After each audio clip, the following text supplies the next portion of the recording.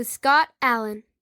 Hello, I am your host, Scott Allen, and this is Phronesis, Practical Wisdom for Leaders. If the topic is leadership, I'm in. I've spent more than 20 years in the field teaching, learning, writing, and questioning.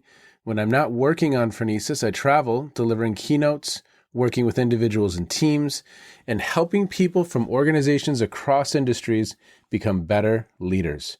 Want to learn more? Visit me at scottjallen.net. Phronesis offers a smart, fast-paced discussion about all things leadership. We explore relevant topics and incorporate practical tips to help you make a difference in how you lead and live. Listen Notes lists Phronesis in the top 3% of podcasts worldwide. Phronesis is the official podcast of the International Leadership Association. ILA brings together those who teach, study, and develop leadership, advancing leadership knowledge and practice for a better world. Learn more at ila-net.org. Finally, if you enjoy Phronesis, please subscribe to stay current on our weekly episodes. If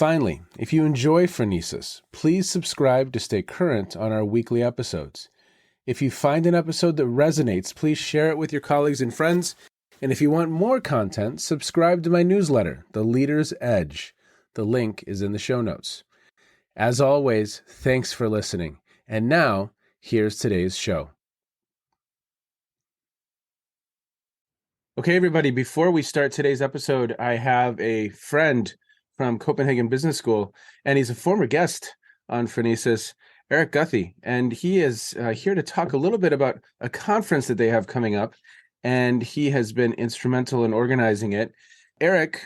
Scott, it is so great for you to have me on for this. I was literally sailing on the south coast of England with one of your upcoming guests, Jonathan Gosling, and we were listening to an episode of Phronesis and talking about how great the podcast is, and talking about the conference that we're going to be hosting at the Copenhagen Business School from December 10th to 12th of this year. It's the 21st International Study and Leadership Conference. We hosted way back in 2014. And as we talked, we realized that ISLC founders and participants number significantly among the guests who appeared on the Phronesis podcast. Keith Grint was one of your guests, and he helped found this conference. Dennis Tourish, who you had on, hosted the conference last year along with his colleague Zahira Jazer. Joanne Chula is a constant contributor to this conference. So are Suze Wilson, Brad Jackson, Steve Kempster, Susan Murphy, Mariel Bean, who you had on, who did a fantastic podcast with you about complexity leadership in COVID. She is one of our keynote speakers this year and is also, by the way, just recently inaugurated as an honorary doctor at CBS. And then hopefully Scott, the infamous Scott Allen himself, will appear. I think you sent me an image that had advice for 5 cents or something like that, Practical wisdom for leaders, 5 cents a pop. We'll set up a booth for you at the conference. Well, how can people learn more? This sounds awesome. So the web page for the conference, we'll post it on your notes page, but it's www.conferencemanager.dk/ISLC 2023. Sorry, that's such a mouthful. But if you just Google ISLC 2023, you'll find it.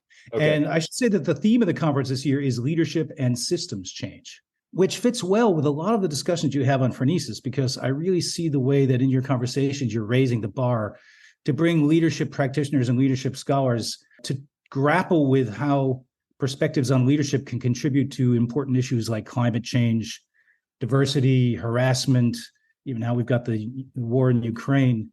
And what we're aiming for is both a large smattering of any research on leadership, but also some serious discussions about how we can bend the craft of leadership studies to address grand challenges and the task of addressing and improving even global systems. Well, I think it's a noble endeavor, sir. And for listeners, yes, the link to the conference is in the show notes, so please check it out there. If you'd like to present, submissions are due July 31st, so you have some time if you'd like to submit and actually present at the conference. For those of you who haven't been to Copenhagen before, it's a wonderful city in the summer. It's also a wonderful city in the winter, and we're going to put on the dog for people when they come. Copenhagen's known for its food, and it's the Danish word for how we get comfortable in Denmark is hygge. and it will be a very hygge conference, and we hope to see as many people as possible. See, now that sounds like so the International Setting Leadership Conference sounds great, but the Hygge Conference sounds just cozy. Very well pronounced, by the way. Thank you. Okay, everybody. Thank you so much, Eric. Really, really appreciate your time today. And everybody, now here is today's show. Okay, everyone. Welcome to Phronesis, Practical Wisdom for Leaders. Thank you so much for checking in. Today, we have a very special episode. We have a very special guest. When it comes to blazing the trail for women, the Right Honourable Kim Campbell's career includes many milestones. From the age of 16, when she became the first female student body president of her high school, until 30 years later as the first female Prime Minister of Canada at the age of 46, Miss Campbell has spent much of her life breaking barriers for women. Not only does Miss Campbell still hold the distinction of being Canada's first and only female Prime Minister, she is also the first Canadian Prime Minister to have held office in all three levels of government: municipal, provincial, and federal.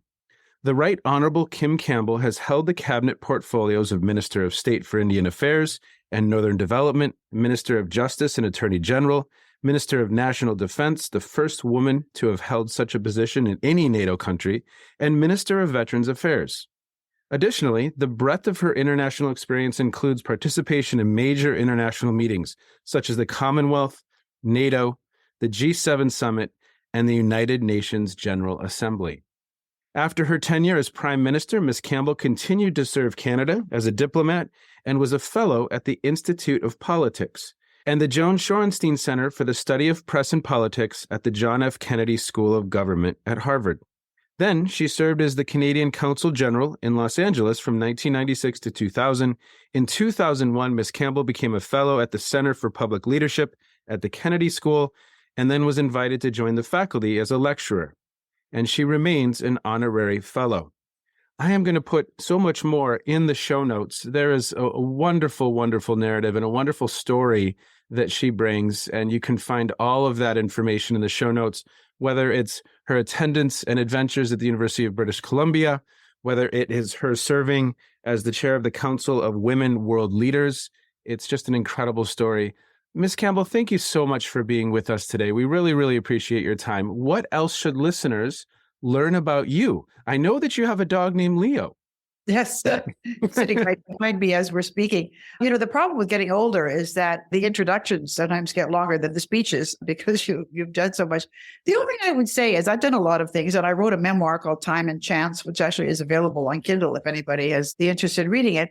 But I think what's important and what I would say to people, given that I've been out of office for a long time, is that sometimes when people aspire to leadership positions, they feel that if those positions come to an end, that will be a disaster, or they will no longer be important, or they will, whether they were a CEO or a prime minister or, you know, whatever it was that they did that enabled them to be leaders.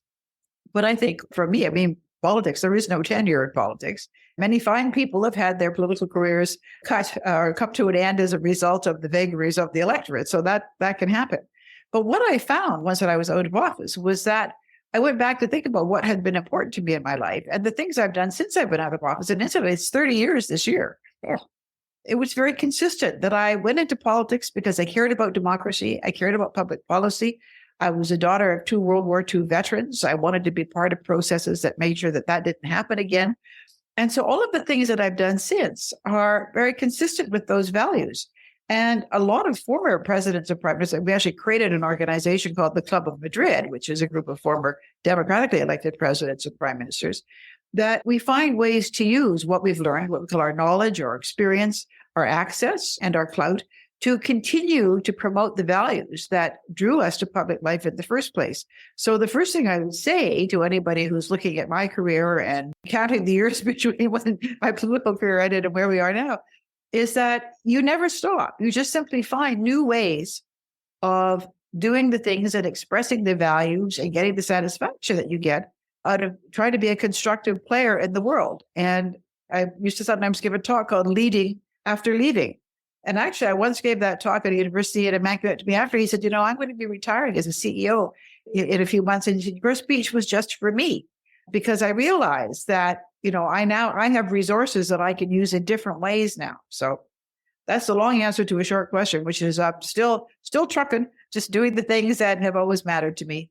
Well, something that I came across when I was doing my research for our conversation is that you have described yourself as painfully shy. And I think at times we have this image of leaders as being always extroverted and just, these charismatic, just out front, boisterous individuals.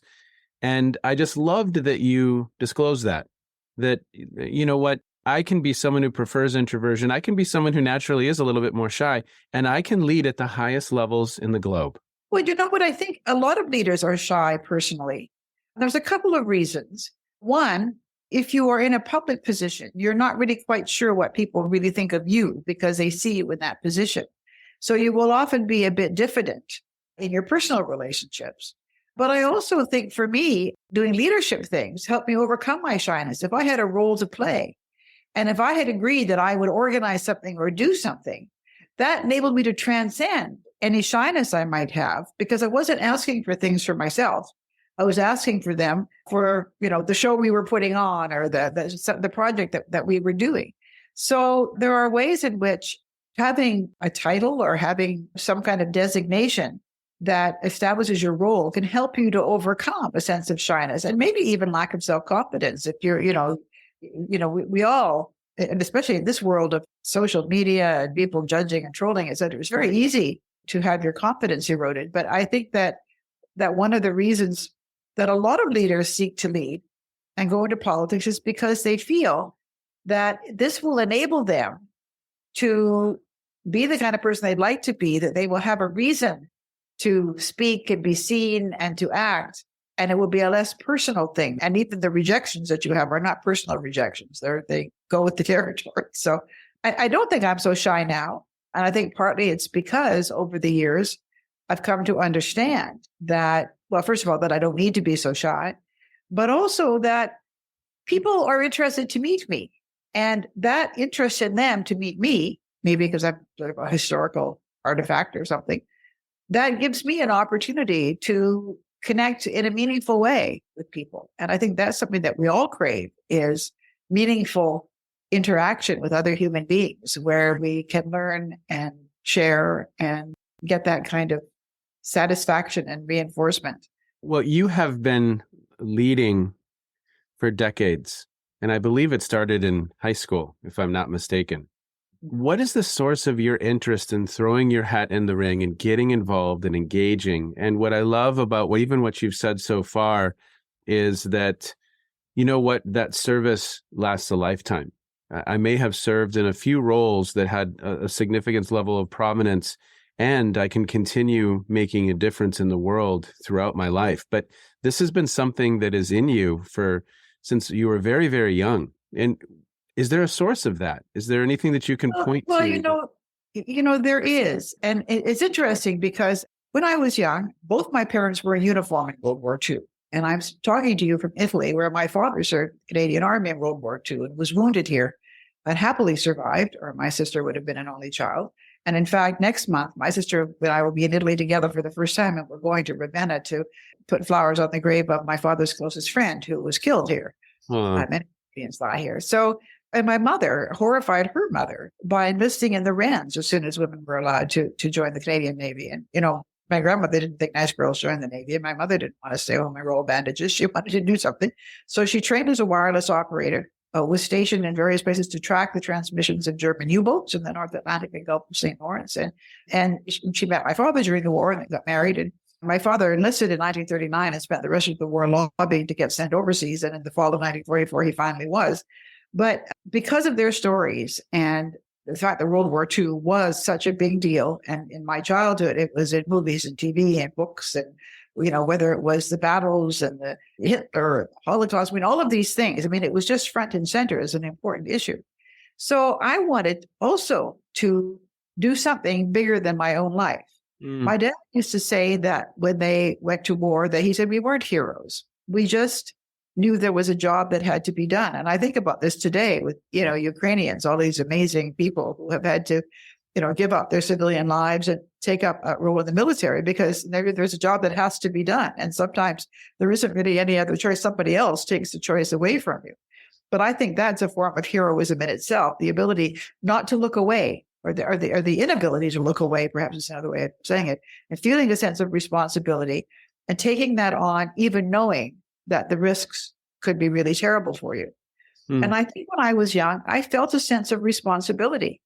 I didn't want this to happen again. And I would read books about the wars and about the Holocaust. And I would think, this was somebody who was just like me, who had a consciousness like me. And it would almost overwhelm me. I mean, I would feel almost overcome by the reality of what it meant for people to suffer, particularly from things over which they had no control, and the mindless violence. So I wanted to be part of a world, or part of something in the world that could push back against that. I didn't know how to do that. But I think when I was in high school, I got involved in student government, but it was just like organization stuff. But you got involved. But when I was in the 10th grade and they were having the election for the school president for the next year, a girl ran, but we were girls then, and she was defeated. And everybody said, oh, well, a girl can't be president. And I thought, wait a minute, a girl can't be president. So the next year I ran really partly to make the point that a girl could be president. How dare you say that a girl can't be president? Maybe no girl's ever been president, but why couldn't she be? And in fact, I defeated 2 male candidates and I got more than half of the vote. So it wasn't a matter of splitting the vote. But it was a big deal that the local newspaper came to interview me, King, takes on the boys. I mean, it was really kind of silly. but I did it sort of partly, and I did the same thing the next year when I went to UPC, and there was this very obnoxious man. We went to something called Frosh Retreat. That's people who had been student leaders in their high schools were invited to go to a retreat in the first weekend of orientation at UBC. And there was this kind of obnoxious guy who kept walking around and said, I'm going to be Frosh president. I'm going to be Frosh president. And I thought, you're not the sort of person who should be Frosh president. I ran for Frosh president. I was elected. So it was just these things where it wasn't even so much that I wanted to be important. I just said, it just irritated me that person. I guess I felt I wanted to break barriers for women. And I did that. And eventually, 2 years later, I served as vice president of the Alligator Society. And then I thought, I think I better graduate. So I gave up student government and focused on being a student. But I think it is this sense of responsibility that I can't pretend I don't see the problem. So that is why today, I feel in some ways it's the slough of despond, because I see all of these issues, climate change being perhaps most important, like this whole future of our planet is in stake, and how people can be, not exercised about it boggles my mind. But the threats to democracy. I was a Soviet specialist in my youth. That was my discipline. Yes. I spent in the Soviet Union in 1972. And watching what's happening there, that, worries me. In other words, I can't pretend I don't see things. I often say to my husband, I can't pretend not to know what I know. So I try to find ways of playing a constructive role. When we created the Club of Madrid, an organization of former presidents and prime ministers, and it was just over 20 years ago, and it was a more optimistic time. And we felt that we were actually moving into a new wave of democratic development. But we knew that as former leaders, we could not change the world in the sense that we didn't have levers of power in our hands. But there sometimes can be a certain power in powerlessness, because you don't have to, there are a lot of things you don't have to respond to anymore. You don't get ready for election. You could be freer. But I used to say, if we can in the Club of Madrid be a tile in the mosaic of progress, that's what we think. Because when you think of all the things that go into moving the world ahead, into greater justice for people, greater opportunity for people, better health for people, all sorts of, better governance for people in their societies. There are so many different factors. And the notion that any one person or a single person can be a great detriment. If, Vladimir Putin, I'm talking about you. If people, they get a certain amount of power, it's not all that easy to save the world. And even, Winston Churchill, for all he was admired, and he had the moral clarity to understand what was happening across the English Channel. He would have been the first to say that this was not something that he could do alone. And when he talked about the Battle of Britain, you never have so many owed so much to so few. We all have to participate. And that, I think, is the other thing I would say to people when it comes to leadership. You need to find where you can make a difference and where you have some skills or some interests or some passions that can make a contribution. And there are so many different ways of doing that. Yes. So many different fields, and that you shouldn't always compare yourself to others and say, oh, I should be like that person and do it. well, if what that person is doing is what you'd like to do, go for it. But we all have different ways of seeing the world. And it is very important to say, what am I responsible for? And how could I make things better? And where, would my skills be best applied? Yes. You started to talk about Ukraine and Putin and some of these contextual shifts, climate change. I know you've spent some time at the Kennedy School, so I know you've come across Dr. Barbara Kellerman, and she talks about the leadership system, that it is a relationship between the leader, the followers, and the context.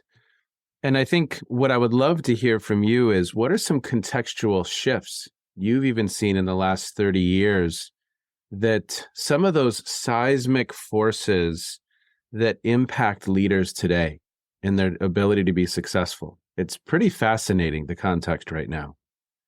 Well, I think social inequality has been very difficult. And I think for people of my generation, the baby boom generation, where we experienced some of the best of the post-war decades in terms of growing economic opportunity and equality, that we may sometimes be blind to the extent to which that has changed, and that the consensus that democratic society is needed to lift one another up.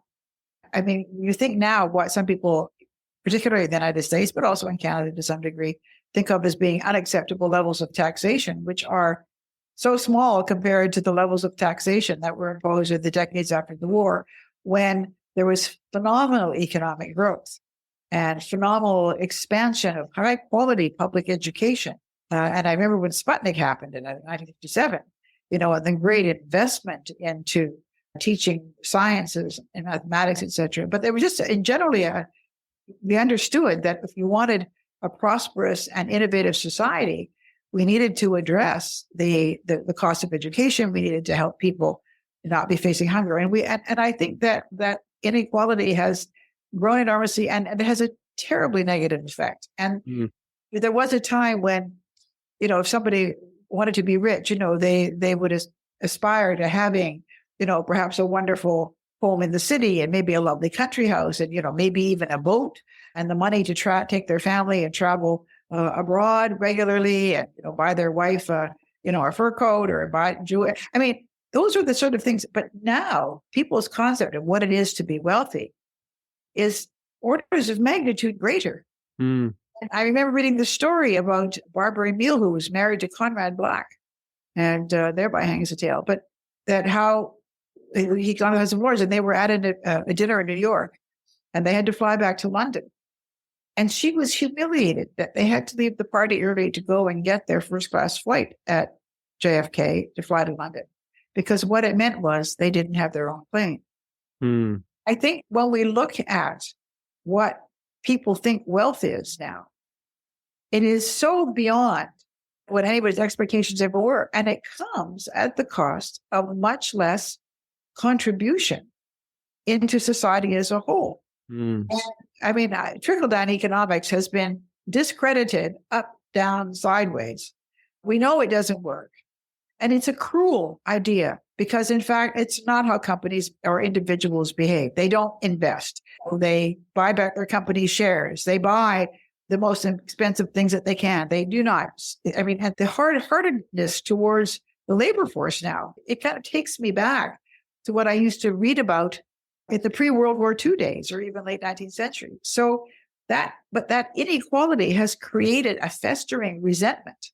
And even the whole white supremacy thing, white man blaming Black people for the fact that a white man can't necessarily support his family on a single job, that those expectations that existed, several decades ago aren't there anymore. And the need to try to find somebody to blame. But the person to blame isn't the other people of the labor force. The person to blame are people who are making the policy and who are trying to persuade those who make the policy that the more money they get to keep, the better it will be for everybody, but it's not.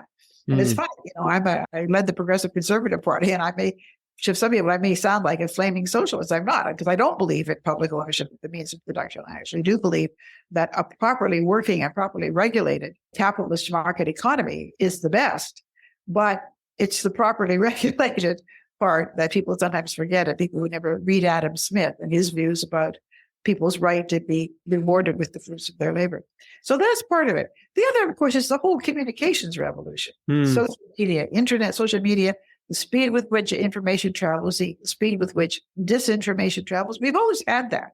You go back even to the end of the 18th century when newspapers and broadsheets came out and people were, scandalous and scurrilous and all this kind of stuff. It's just that the speed and scope of it is so much greater.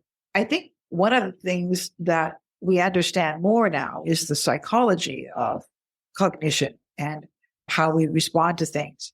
So we can see perhaps ways of counteracting that. I created a leadership college at the University of Alberta. And in the main course that we offered, and it was a multidisciplinary course, a wonderful program. But I did a program called Foundations of Leadership. And one of the things that we taught the students was that the way you think isn't how you think. And here are the cognitive biases that get in the way of making the judgments that you need to make. And so we've had a lot more research. I got into this whole area actually when I was at the Kennedy School. I was teaching a course called Gender and Power because I was very interested in how gender stereotypes play out and the insidiousness of them, because I had experienced that as the first woman Prime Minister of Canada. And sexism doesn't consist of people saying, oh, we don't think a woman should do it. It consists of not giving a woman the benefit of the doubt, criticizing her, applying double standards to her, criticizing her in different ways for things that you would never criticize a man for. So you're not actually saying, we don't like women doing this, but you are expressing your discomfort with the fact that somebody who looked and sounded like that had never done that job before, and they pushed against your expectations of who should do that job. So all of that comes back to the fact that we have had a revolution in research in social and cognitive psychology, which can help us to push back on some of this stuff. But the tsunami of information and disinformation is really a challenge. So the circumstances, the contexts in which people are trying to lead today are in some ways a lot more difficult than they were in my day. And I thought I had my challenges and problems, but I think today they are multiplied. Well, it's a multi-billion-dollar industry, right? That tsunami and disinformation and information. And that's a fascinating contextual shift. The other thing too is that I don't know even how to describe this, because I've been thinking a lot. I might even write something about the changing narratives of my life and how I see the world as, grown and developed as I get older. But I was very shocked a number of years ago when I learned that oil company leaders had known since the late 70s what the effect of burning fossil fuels was. Their own scientists told them that people had been talking about that, putting carbon dioxide in the air, might be a problem back into the 19th century. But I don't think they ever imagined the speed with which industrialization would take place and how much of it, so the orders of magnitude. But that when these leaders learned this, they made the changes that they thought they needed to make for their own companies, strengthening their pipelines over tundra, raising the level of ocean-going drilling platforms, but that they deliberately funded organizations to obfuscate the science. Mm-hmm. Not to say it wasn't true, but to say it wasn't certain. And of course, if you're a policymaker, you're a political leader, it's very difficult to make decisions if people can question the factual basis. They say, well, why are you doing that? You're overreacting. It isn't really true. And so is writing. And I thought, a very interesting example. It's hard to believe. And I would say to myself, what do they tell their grandchildren? Because, we're seeing the effects of this now. But just recently, the Dominion voting machines libel case and the revelation of the communications among leaders in Fox News was a very perfect example. And it's out of their mouths. We don't even have to draw inferences that they knew the claims of voter fraud were not true. They knew that Biden had legitimately won the election, but they were afraid, or they would not tell the truth because they were afraid of losing market share. They were afraid of losing their audience. They knew that to allow those kinds of untruths to be disseminated was weakening to democracy. It was the very rule of law that enabled them to do business and, by contract and, call the police if they were being, all of the things that this modern society gives to them were under threat if people lost faith in democratic institutions as a result of lies being told. And they still did it. And it was fundamentally boiled down to greed. And so you think, well, how could people do that? How could people have allowed people to lie? How could they have created false stories about climate change when they knew what was involved? Well, I think one of the things I never really appreciated was the power of greed. And it goes back to this whole question of people's concept of wanting to be wealthy, what being wealthy means. There was a time when, somebody who was a commentator on the television was well paid and probably popular and maybe got good speaking fees after they left it. If they were opinion people, they could take speaking fees if it was Walter Cronkite. But in other words, that they would be well set up. They would certainly be comfortable and respected people. But that doesn't seem to be enough now. They want more. And the cost of that is the sacrifice of principles. And it makes me angry, but it also makes me so sad because I think, here, as I say, I'm in Italy, going to go pay tribute to one of my father's comrades who died. I'm actually going to be doing it with my dad's regiment. They're coming to tour the Italian battlefields to mark the 80th anniversary of the Sicily landings. You think of all those young men who lie in the fields, and most of them are the young men who lie in the battlefields, although women died a lot, but in different contexts more. But all those young men who never got a future. And in Canada, all of the people who lie in war graves around the world, the Canadians who lie in war graves, were all volunteers because we had conscription, but not for overseas service. We couldn't send conscripts overseas. So every one of them that came willingly knowing what the risk was. And I think, all of the price that we paid for this and people who just, what was the Bible story with Esau who sold his birthright for a mess of pottage? Sell the birthright of your democracy for ratings, for more money.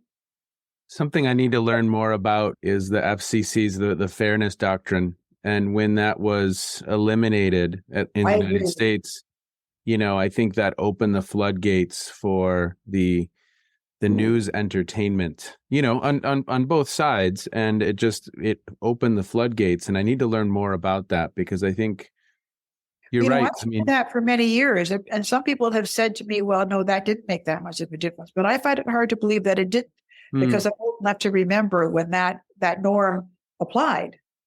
And when, now, there's other things too, in the terms of the changing technologies of broadcasting and that kind of stuff. But I'm with you on that. And so I encourage you to get into that issue because I think I don't know whether one could ever turn the clock back and bring something like that back in. Mm-hmm. But we always had newspapers that were more one party than another. Sure. And had those kind of biases. But I think in Canada, we always felt that the broadcast spectrum belongs to the public. And it wasn't just there. We hope that people could invest in it and make a living to provide us with services, but it had a broader responsibility. And I think that was the basis of the FCC fairness doctrine too. As you reflect on leading at different levels, I'm fascinated by, the role that you served in as Prime Minister, and whether it's navigating stress, whether it's decision-making, whether it's negotiation. You're at the top of your game, and it's a very, very serious game at that level. As you think about leading at some of these different levels, what are some of the significant differences as you move into the role of Prime Minister? What maybe even surprised you just simply about leading? You thought to yourself, wow, I didn't expect this. Well, it's not that I didn't expect it, but I was really struck by the fact that as soon as I was elected leader of the party, which was about 12 days before I was sworn in as Prime Minister, our party was governing. So I became the leader of the governing party, Prime Minister-elect, then became Prime Minister, or Prime Minister designate, I think it was called. But that people, even people that you've known and worked with, don't treat you the same. All of a sudden, you have a power over whether they go into cabinet, various things. And that's hard. And I understood even more deeply than I ever had why a lot of politicians, they're often accused of having their old cronies around. When I was a Soviet specialist, even Brezhnev, had his old World War II pals around it. And if you looked in the Soviet Union, if you wanted to see who was advancing, you looked at whose circle of friends was also advancing. Because the more powerful you become, the less easy it is to know who's your friend and who isn't. And so the people who knew you when and who have known and loved you warts and all, and will still be there, when the power goes away, those are more important. And, family, and that's why good spousal relationships are important too. That's very often why you'll see, the president's wife or somebody who's seem to be so important. But it's really a level of trust. So that's part of it. But the other thing I would say is that I think having had the opportunity to serve at all three levels of government is useful, because at the municipal level in Vancouver, it's not highly partisan. We had sort of political parties, but they didn't correspond to the parties at the provincial and federal level. And the way the bodies work, so even, for example, I was chair in the school board, I still only had one vote. And we have the weak mayor system. The mayor says one vote in the council. So you had to work with other people. And when you're serving at the municipal level, your constituents are right there. So if they're unhappy about things, and you might think that it's worse for city councils because of potholes and fire departments, but actually people are passionate about their schools. And when we can have our open meetings, which we had regularly, people become very exercised. Angry parents are not to be trifled with. But what's good about that is that if you're going to be a politician at that level, you understand clearly that you're there to serve people and who they are. And you don't go somewhere else. You're right there. It creates, I think, a very healthy relationship and healthy understanding of who you are as a Democratic representative. When I served in the provincial legislature, I served a riding in Vancouver. The legislature was in Victoria, so I had to go back and forth. And that was interesting. But the thing about that was so interesting was, of course, getting to know people from all over my province at that time. And one of the things that it does is that it opens up your mind. And even more so when you go to serve at the national level. And Canada and the United States are both enormous countries. So when you go off to Washington, unless you're from the exurbs of Washington, you've got a distance from home. And of course, people often accuse you. They say, "Oh, you went to Ottawa." But what happens when you go to these levels of government is all of a sudden you have a crash course in all of the other people who care about issues and maybe don't see things the way you do. Not because necessarily they're a different party and have a different ideological perspective, but because the interests of their community are different. And something, it's very interesting. When I was justice minister in dealing with gun control, I was from Vancouver Centre, a city where people didn't want to have guns, and where it was very easy for people to think that anyone who had a gun was a nascent homicidal maniac. But throughout the country, there were a lot of people who lived in rural areas where they did hunting. My grandfather, who was a dentist in a small town in Vancouver Island, was a hunter. Every year he would bag a deer, and my grandmother would count meat, whatever. And my mother often said that she grew up on game, that my grandfather would shoot things.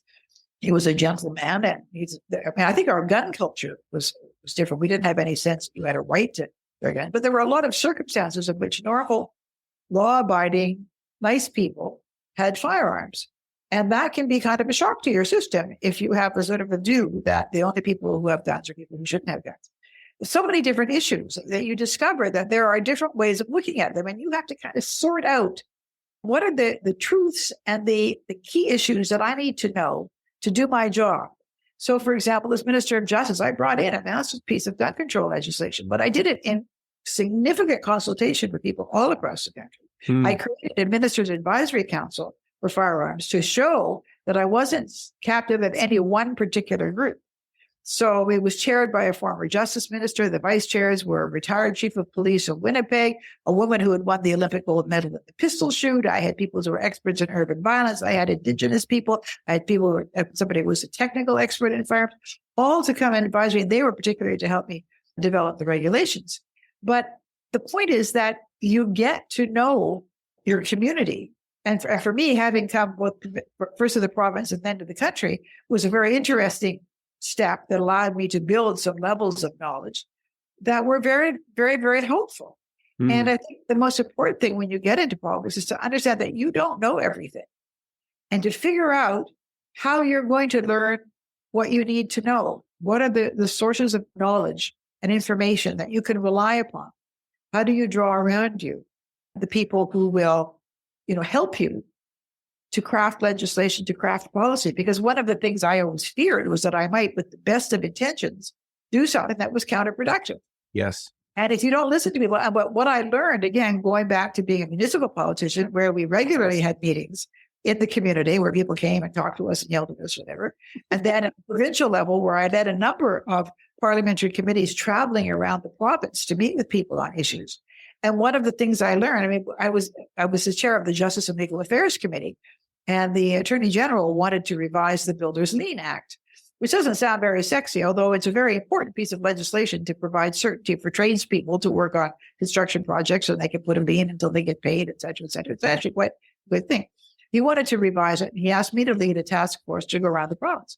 Well, in many of the places, I was meeting with people in the construction industry and, would rather walk over hot coals than ever speak in public. But what I found was that if you ask somebody about something they know about, they'll be very articulate. Yes. You say to them about what would it be the case if we did this? How would that affect you?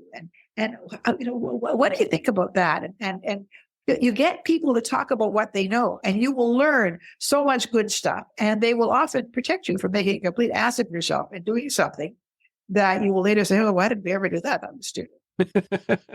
It's almost like a double challenge because back to a previous comment you made, we're all suffering from these cognitive biases. What are there 180 of them that are working our ability to make sense, realistic sense of the world, literally right in front of us at times.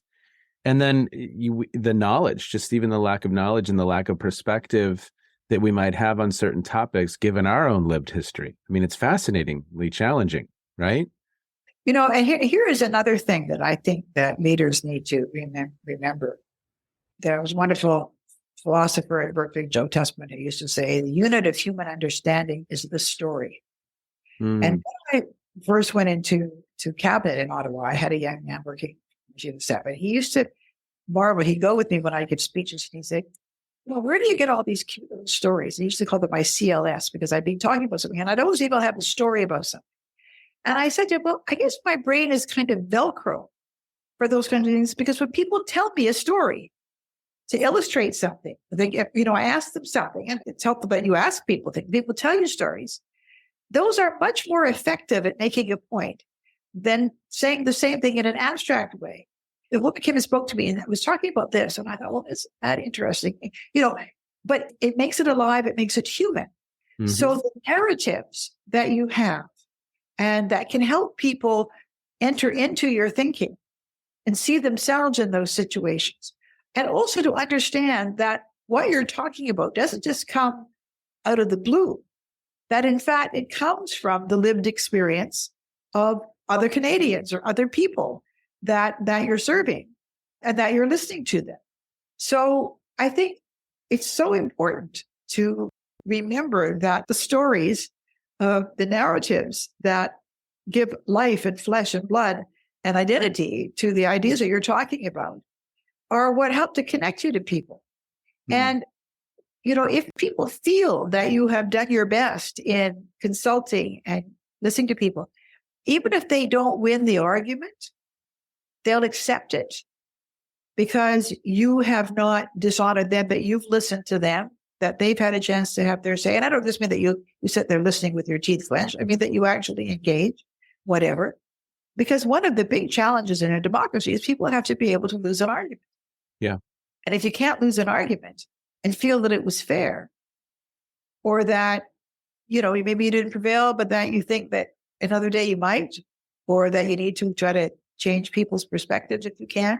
But if you can't do that, if losing an argument or losing an election turns you into, an enemy of order, that's a terrible thing. And it's terrible for yourself too, because you'll tie yourself up in emotional knots and die young of a heart attack. But I think it's really important. And how you get there is to see the humanity of even the people who disagree with you. And you see there by engaging with them as courteously as you can. Now, there are limits. There are people who just want to harangue you, and you listen to it as much as you think you're required to do. But sometimes people are surprised. And you also have to remember that some people are used to banging on a closed door. Yes. And when you open it, they're not quite sure what to do. So they might be kind of cranky and difficult until they realize that you're actually inviting them in and, interested in hearing what they have to say. So Yes. you have to see people from where they're coming from. And I've had a lot of situations like this where people who at first couldn't believe, where they were rude to me because they couldn't believe that I was really listening to them. And because that's the only way they knew how to behave to somebody in my position. And then when they realize that, no, I was actually interested in what they had to say, then they become constructive interlocutors. Well, as we begin to wind down our time, I was wondering if you'd tell me a story. You were at the Queen's funeral. Yes, I was. And would you talk a little bit about that experience? Would you talk a little bit about your reflections on her as an individual and her as a leader? I'm really interested in hearing your perspective there. Well, and, it's and fun. this is an instance where if you don't want to go down this road, I'll edit it out. Well, I just say that my feelings about the monarchy are complicated, but I was a member of Her Majesty's Privy Council. I guess I'm a member of His Majesty's Privy Council too now for Canada. So I had put PC after my name for that. But when I got the call to ask if I would go to the funeral, I was scheduled to be in New York at meetings of my Global Commission on Climate Overshoot. And I couldn't figure out how I could manage to do this unless I stayed in Europe and just did the New York meetings by Zoom. And then so I said, well, I think it's going to be too hard for me to go. Maybe somebody else would rather go. So I happened to text my husband and tell him this. He said, what do you mean you said you're not going? You'll call them right back. And then, of course you go. He said, you have to. You're the only woman who was ever prime minister of Canada. You have to be part of that delegation. Okay, so I did. And there were about 5 of us, the current prime minister and 4 formers, which is interesting. And actually, Canadians love to see pictures of us together. I don't know why. They kind of like the idea that there are cases in which we all kind of just get together and be, even though we're different parties and may have been, at each other's throats in an election campaign. And that's how it should be. And in fact, we do treat each other with great respect and friendliness because, we're not in election mode. We're in representing Canada mode, and we're happy to do that. So I went, and also when I saw where the hotel we were being put up in, I thought, oh, this is great. We're just a hop, skip, and a jump from Westminster Abbey. And then I got there and discovered nobody was hop, skipping, and jumping over to Westminster Abbey. They got on a bus and go all the way around and across the river, and walk across the bridge. So that was sort of fun. But it was a very interesting historical experience, and a couple of observations I'll make. First of all, the audience, the members of the congregation, people from all over the world, but the procession itself, I thought how different this must be from when King George VI died, although his funeral was not in Westminster Abbey, it was St. George's Chapel. But what was interesting was the kind of ecumenicism of it. I mean, the Queen was the head of the Church of England. She was quite a believer. And the Anglican Church is church within the Protestant denominations. And then there's all the others. There's Catholics and evangelicals. And there's Hindus, Jews, Muslims, so on. All of the religions were represented in the procession that came up. And I'm sure that wasn't that way before. And I thought how important that was. Wow. That it didn't take away from the fact that the Queen had her own particular religious views. And I was thinking about that when Charles was Prince of Wales. He used to say that rather than be called defender of the faith, he'd rather be called defender of faith. But it was, because he's done a lot of some other religions. But I was really sort of struck by that. I thought that's a very interesting example of the changing times, that if a monarchy is going to have any use as being something to bring people together outside of politics and pulling back on tradition, then it has to do that. And I think the other thing about it was that it was very good. The music, I was sitting in Westminster Abbey. We were in the cheap seats because the city heads of government get to sit up closer to where the actual ceremony is. I was in the nave, which is the first big hall of the Abbey. And happily, the Telegraph published a photograph of the nave just as the casket was coming through and all the members of the royal down here behind it. And I opened the Telegraph the next day, and there it is. And there am I in this picture. And I was showing this to friends who actually managed to get the picture. I have a framed copy of that picture hanging in my hallway now to prove that I was there. But just because it was a historical thing, and there is the casket, brown on it, and all the members of the royal family. Yeah. I have mixed feelings. People say that can you hold 2 contradictory views in your mind at the same time? I do think that is a value to things that don't have any relationship to power. Oddly enough, I think the monarchy works better in Canada than it does in Britain because we've made it a very Canadian institution. The monarch's functions are performed by distinguished Canadians at the national and provincial level who serve usually for 5 years. Sometimes their terms are extended.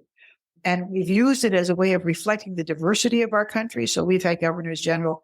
First of all, they used to all be aristocrats. And after World War II, they were white men, and then Anglophone and Francophone, and then a woman, and then people of color. So we've had people born in Hong Kong, somebody born in Haiti. We've had not just Quebecers, but also Acadians. So even our French language. In other words, we've used it to demonstrate the diversity of our society. And as the people perform the roles with all the pomp and circumstance and the dignity, it's a kind of a way of embracing. I mean, our current Governor General is, of course, is an Inuit woman. She's the first Indigenous person to serve as Governor General. We've had lieutenant governors in the province who were Indigenous. And, it's so in Canada, we take this kind of funny old institution and we use it to give dignity and recognition to various members of our community who then perform the roles of representing us outside of partisan politics. So we can yell at our politicians. There's nothing disloyal about that, but there is a person who can represent the totality of us in a way that has no political power. The royal family, as they are now, are also the cornerstone of a tradition of a lot of social hierarchy and, hereditary aristocracy and things. And over the years, the House of Lords is made smaller, et cetera. But there's a lot of inherited wealth of position and snobbery that's still associated with that we don't have in Canada, because in Canada, you're not allowed to have a title. If you come to Canada with a title, if your friends want to call you that's fine, but it has no official recognition. So oddly enough, I think that the monarchy is a concept works well in Canada. But the other thing, though, was how incredibly well organized it was and what a performance it was. And I went back to my hotel after I had been at the funeral and watched it and had this wonderful music and had fun being part of the Canadian delegation. Went back to my hotel room and put on the TV to watch the rest of the procession, incidentally led by 4 Mounties, or Royal Canadian Mounties, including a woman, leading the procession to the gate. And then the coffin went into a hearse and was driven out to Windsor. But just how incredibly good the British are at ceremony, whether it's these wonderful sailors, pulling the gun carriage, we definitely go for pulling the hearse, the catafalque, I guess it is, up to the first gate before it goes into a motor hearse. And then it goes back to Queen Victoria's Day, where I gather the horses were startled during her funeral procession and ran the risk of Queen Victoria's casket almost fell down. So they decided after that maybe they would have people pulling it. But it looks really quite wonderful how they marched. And there's plenty of them, so no one person was having to pull too hard. So that was good. But just everything about it was beautiful. And the symbolism of it. And it was masterful. So I think even if you weren't a monarchist, you would have to say, okay, I'm maybe not a monarchist, but this was really pretty amazing and pretty good. And the efforts to be as inclusive as possible. So, people would ask me, do you think Canada will keep the monarchy? And I say, well, first of all, it's complicated because it's deeply entrenched in our Constitution. So it isn't just a matter of plucking it out. But I do think that the reason you don't have a strong push for it in Canada is because we have transformed the institution to make it very Canadian. And it's very nice when the Queen and now the King, would come to visit and everybody go, oh, that's nice. But that basically, we're quite happy to have the Crown over there as a representative of a history and a tradition of our system of government and many of the aspects of our law, but that we've been an independent country for a very long time. But the thing is that the prime ministers would have a very hard time figure out how to replace it. Stephen Harper, who was a prime minister, who said at one point, I used to be against the monarchy, and then I began to look into what would be required to get rid of it. My mind completely thought that's going to be really difficult. So I like your description of we've made it very Canadian. We've made it our own, and we will represent in our own way. And if it's an Inuit woman who is going to represent us, then I love that. Wonderful, because, and actually her husband was a journalist and was a wonderful writer. I mean, there are people that you could look up to. And when I was prime minister, I had meetings with my governor general in the same way as the prime ministers meet with the Queen. And it was actually lovely to have a chance to meet with somebody who you could just talk to about things. My Governor General had been a minister transition and understood things. It was, thrilled to chat with me about things, but I knew nothing, it would never go any further than that. So that was a very useful thing. Going back to what we talked about before, who do you trust and who can you talk to? I think the extent to which the monarch or his or her representative is sort of your therapist on call, but certainly you're a good listener. And the longer they're there, the more lore they have to share. I think there's something nice about it. Plus the fact that, our prime minister is a very powerful person, more powerful than your president in terms of the actual levers of power because he controls a parliamentary majority.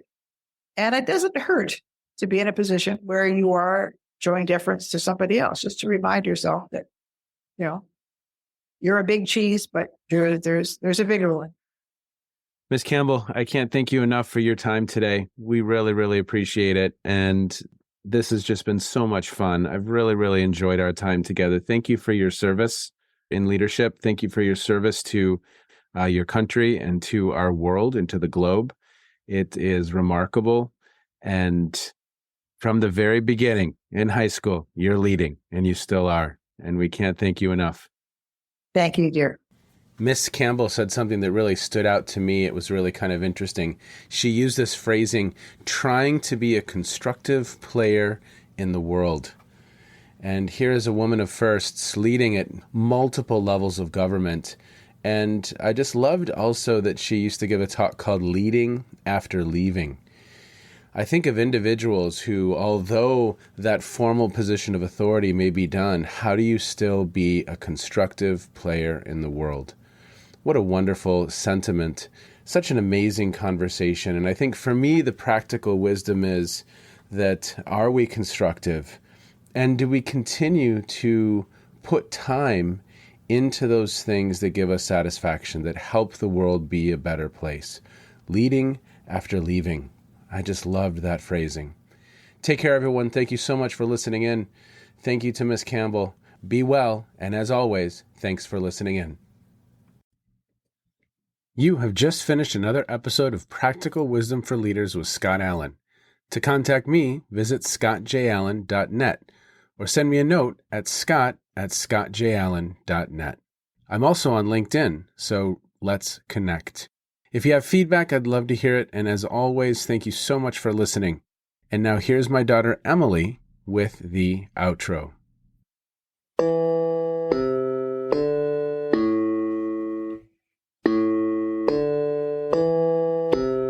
You've been listening to Phronesis, Practical Wisdom with Scott Allen.